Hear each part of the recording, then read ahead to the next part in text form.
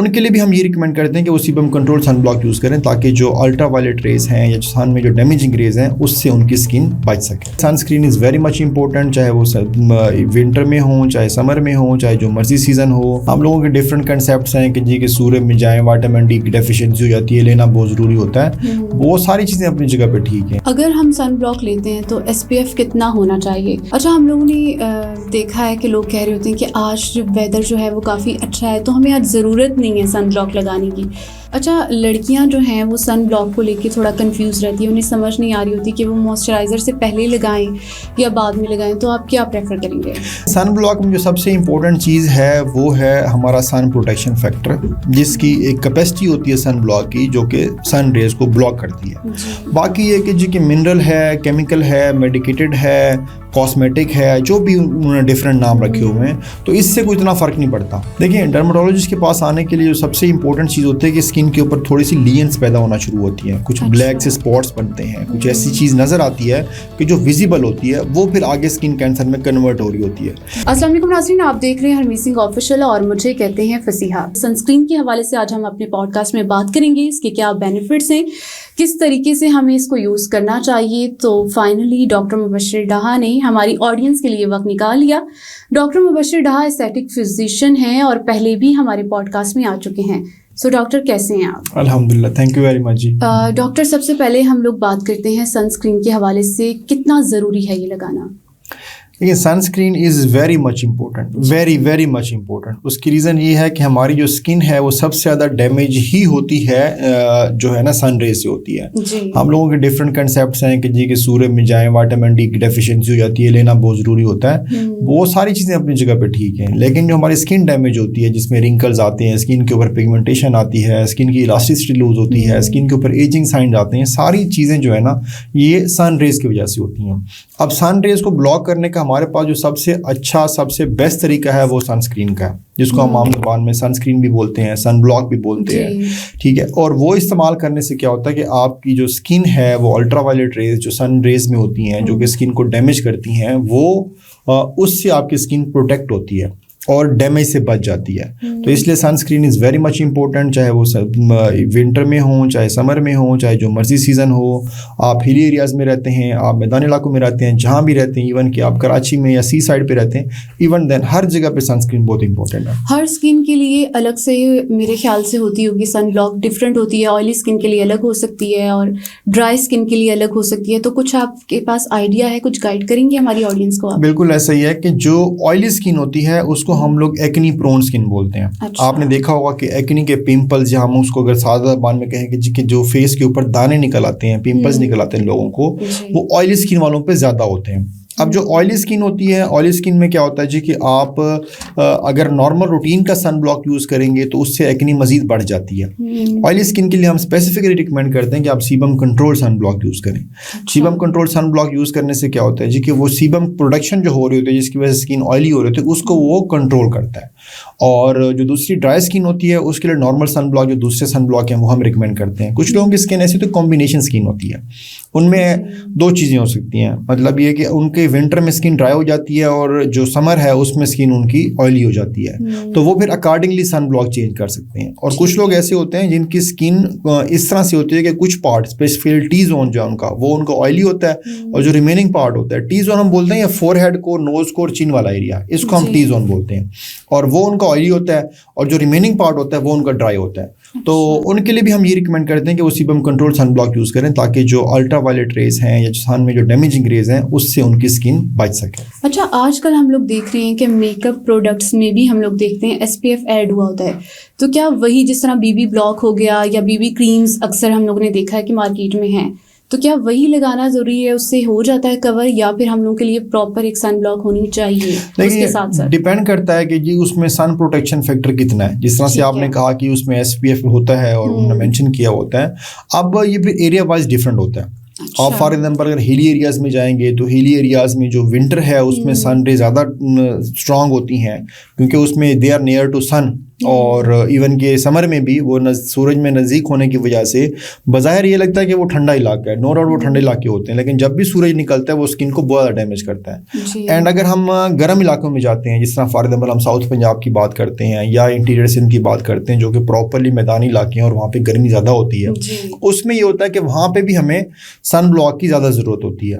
और जो वो किया आपने, इस तरह से ये है कि जो सन ब्लॉक है वो in any season, in any weather और जो है इन फॉर एनी स्किन वो ज़रूरी है। अगर हम सन ब्लॉक लेते हैं तो SPF कितना होना चाहिए? क्योंकि मेरी एक फ्रेंड थी तो मैंने देखा था उसमें मेरे ख्याल से 90 था और उसकी मेरे ख्याल से स्किन बाद में बर्न भी हो गई थी, तो क्या इसका नुकसान भी होगा? देखिए, सन ब्लॉक के इस्तेमाल से स्किन बर्न नहीं होती, उसका अगर SPF 100 ही क्यों ना हो, सन ब्लॉक के इस्तेमाल से स्किन बर्न होती है। सन ब्लॉक का काम स्किन को प्रोटेक्ट करना है, ना कि स्किन को बर्न करना है। स्किन जो बर्न होती है वो सन रे से होती है जी। और उसमें फिर ये है कि आप जो सन ब्लॉक है नॉर्मली जो हम रिकमेंड करते हैं वो 60 एंड अबव होना चाहिए। और जो सीबम कंट्रोल सन ब्लॉक होते हैं उसमें SPF कम होता है, उसमें 40 होता है या 50 होता है, तो वो 40 और 50 की इनफ है सीबम कंट्रोल सन ब्लॉक में। और जो नॉर्मल सन ब्लॉक हैं उसमें 60 या 60 अबव हो तो दैट्स गुड फॉर स्किन। अच्छा, हम लोगों ने देखा है कि लोग कह रहे होते हैं कि आज जो वेदर जो है वो काफ़ी अच्छा है तो हमें आज ज़रूरत नहीं है सन ब्लॉक लगाने की, तो ये बताइएगा कि इंडोर और आउटडोर हमें ज़रूरत होती है और कब कब हमें लगाना चाहिए, दिन में कितनी दफ़ा लगाना चाहिए? बिल्कुल ऐसा ही है कि हमें हर टाइम सन ब्लॉक की ज़रूरत होती है। और दूसरी बात यह है कि अगर हम बात करते हैं जी कि आज मौसम अच्छा है तो सन ब्लॉक की ज़रूरत नहीं है, ऐसा नहीं है, क्योंकि उसकी रीज़न ये है कि हमें सन रेज विजिबल तो नहीं होती, नज़र तो नहीं आ रही होती, और अगर उनमें अल्ट्रा वायलेट रेज हैं वो हमारी आँख की विजिबल तो नहीं होती, तो इसलिए सन ब्लॉक हर टाइम लगाना ज़रूरी है। दूसरी बात, जहाँ तक आपने कहा इंडोर या आउटडोर, इंडोर भी सन ब्लॉक का इस्तेमाल ज़रूरी है। जिस तरह अभी हम स्टूडियो में बैठे हुए हैं और ये सराउंडिंग में इतनी तेज़ लाइट्स लगी हुई हैं, इनमें भी अल्ट्रा वायलेट रेज होती हैं जो कि स्किन को डैमेज करती हैं। अगर हम इनको छोड़ देते हैं, नॉर्मल बल्ब ट्यूब लाइट्स जो लगी होती हैं घरों में, उनमें भी अल्ट्रा वायलेट रेज होती हैं जो कि सन को जिसमें अल्ट्रा वायलेट रेज होती हैं और वो स्किन को डैमेज करती हैं। तो इसलिए सन ब्लॉक को आपने इन एनी केस यूज़ करना है। अच्छा, लड़कियां जो हैं वो सन ब्लॉक को लेके थोड़ा कंफ्यूज रहती है, उन्हें समझ नहीं आ रही होती कि वो मॉइस्चराइज़र से पहले लगाएं या बाद में लगाएं, तो आप क्या प्रेफर करेंगे? देखें, सन ब्लॉक को आप किसी भी लेवल पे लगा लें, मॉइस्चराइज़र के बाद लगा लें, आप मेकअप के बाद लगा लें, मेकअप से पहले लगा लें, जिस तरह भी लगा लें, इट्स क्वाइट ओके।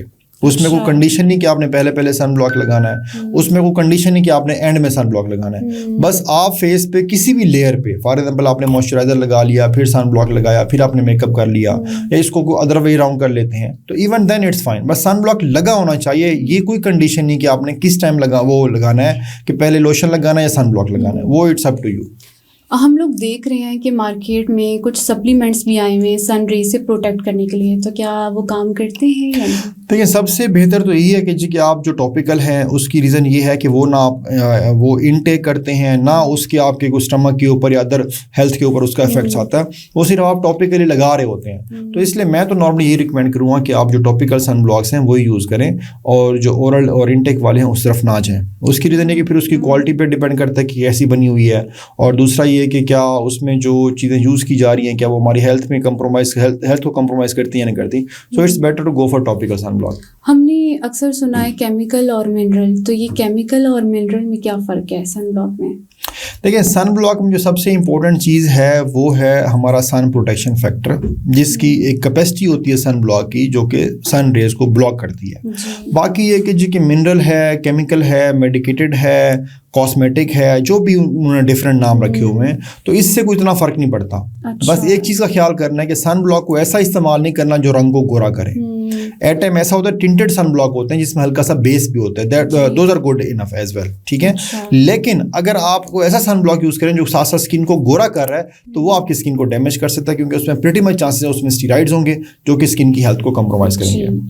अच्छा, हम देखते हैं कि स्प्रे सन ब्लॉक्स भी आए हुए हैं और वो बच्चों को भी किया जाता है, तो उसके क्या कोई साइड इफ़ेक्ट्स भी होते हैं या नहीं? देखिए, अगर तो कोई सन ब्लॉक ऐसा है कि जो लिक्विड फॉर्म में आ रहा है या फिर ऐसा है कि स्प्रे फॉर्म में आ रहा है, तो उससे कोई फ़र्क नहीं पड़ता। अच्छा। जो पर्पज़ है वो स्किन के ऊपर सन ब्लॉक होना चाहिए, और जो डायरेक्ट सन रे स्किन के ऊपर पड़ रही हैं वो उनको ब्लॉक करे। वो किसी भी फॉर्म में हो, इससे कोई फ़र्क नहीं पड़ता कि जी वो स्प्रे फॉर्म में है, वो लिक्विड फॉर्म में है, वो थोड़ा सा सेमी लिक्विड फॉर्म में है, तो इट डिपेंड्स उसमें। लेकिन आप अप्लाई ज़रूर करें और इस चीज़ को इंश्योर कर लें कि उसकी क्वालिटी बेहतर हो। ऐसा ना हो कि आपके ऊपर एक्सपेरिमेंट्स हो रहे हों और बस अगर ये है तो sun block is good enough. Skin cancer पे हम लोग बात कर लेते हैं, बहुत ज़्यादा हम देख रहे हैं कि अब वो फैल रहा है, तो क्या इसकी वजूहात होती हैं और कैसे पता लगाया जाए, और एक डर्मेटोलॉजिस्ट के पास हम कब आएँ? देखिए, डर्मेटोलॉजिस्ट के पास आने के लिए जो सबसे इंपॉर्टेंट चीज़ होती है कि स्किन के ऊपर थोड़ी सी लीयंस पैदा होना शुरू होती है, कुछ ब्लैक से स्पॉट्स बनते हैं, कुछ ऐसी चीज़ नज़र आती है कि जो विजिबल होती है, वो फिर आगे स्किन कैंसर में कन्वर्ट हो रही होती है। अब उसमें लाजमी नहीं है कि जो भी आपको लीयन नज़र आई है वो स्किन कैंसर ही हो, लेकिन हो भी सकता है।